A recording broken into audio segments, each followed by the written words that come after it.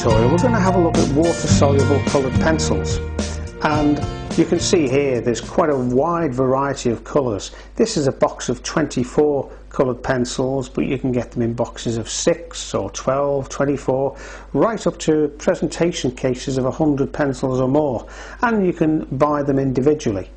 This one happens to be by a German company, Faber-Castell, but there's also high quality pencils made by companies like Derwent, who are based in the Lake District in England.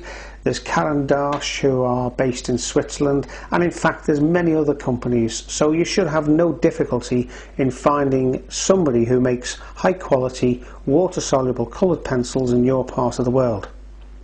Now, we don't need many pieces of equipment. You can see here that all I've got is a small brush, and yet for once you do only need a small brush. A very big brush with water soluble coloured pencils, and you're going to flood the area and push the pigment out the way, and it's not going to be able to be controlled. So a cheap small nylon brush like that is fine.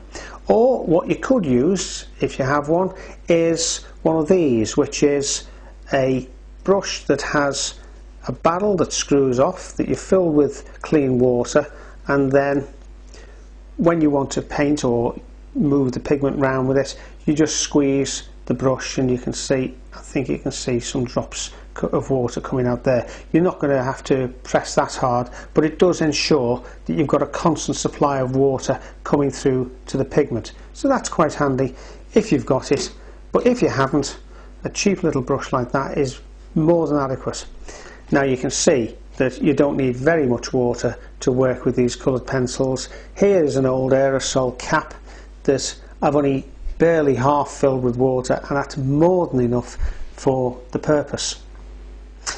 Apart from that, you need some paper, which we'll look at in a second, and a bit of paper towel to clean up and lift out colour as you want it.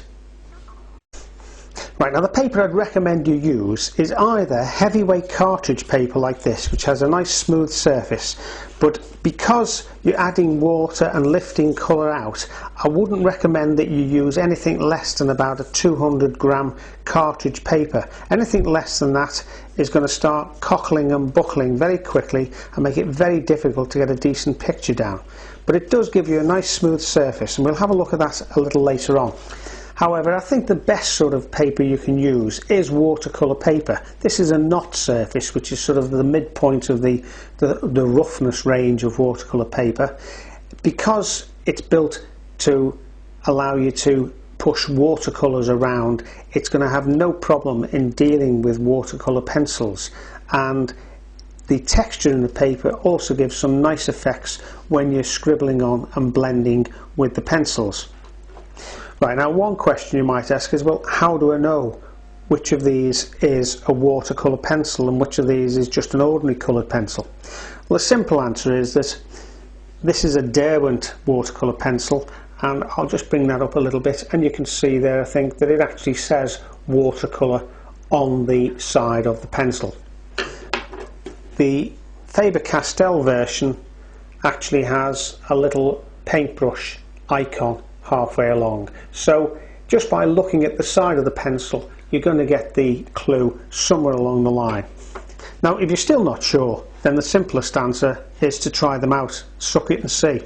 Here I've scribbled on some crayon from a non-water soluble pencil, and here I've put on some colour from the water soluble pencil. Now you can see by adding water to that, it does pull some pigment off, but the moment you put it on the water soluble pencil you can see the difference. Now you can use watercolour pencils in various ways. You can see already the sort of texture that we're getting where the pencil lead or colour is actually skipping across the top surface of the watercolour paper. So if you wanted to, you can use them as you would use an ordinary watercolour pencil, or you could blend them by adding additional colour. Let's just put a little bit of warm shadow on this side of the orange. Right, now you can see I've blended some warm red. This is actually a magenta.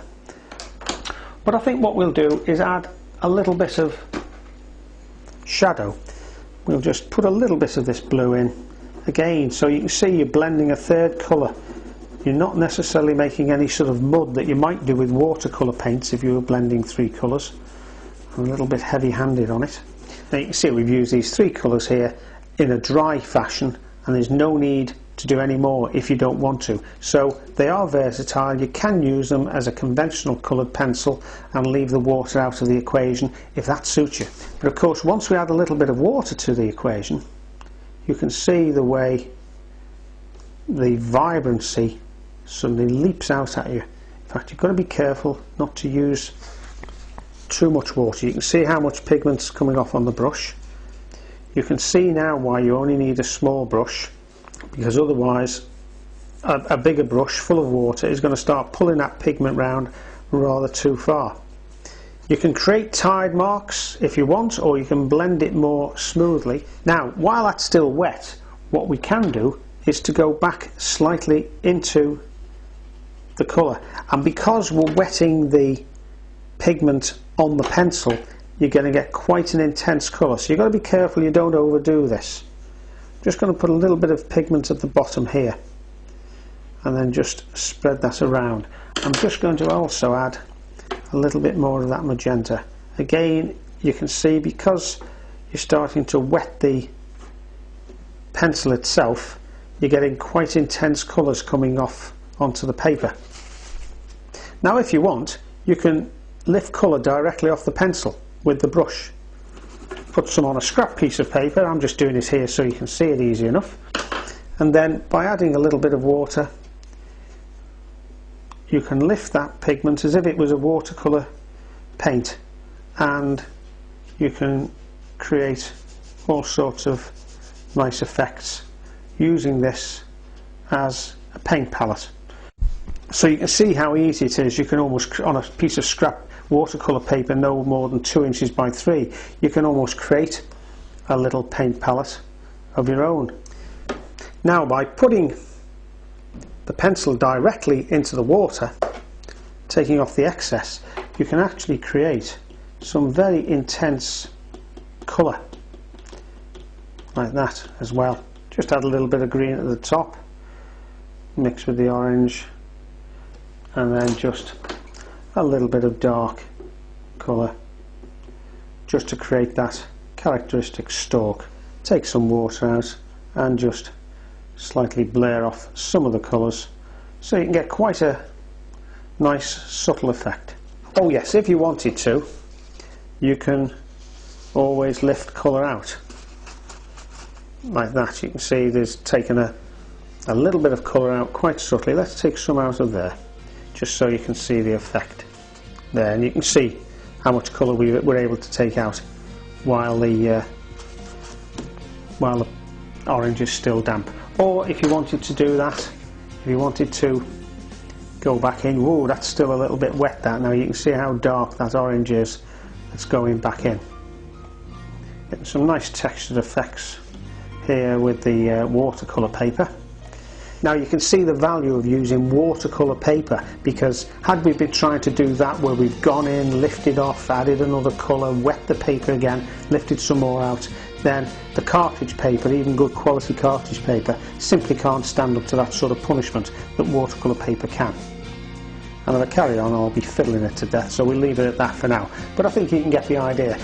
So we'll stop now while we're winning.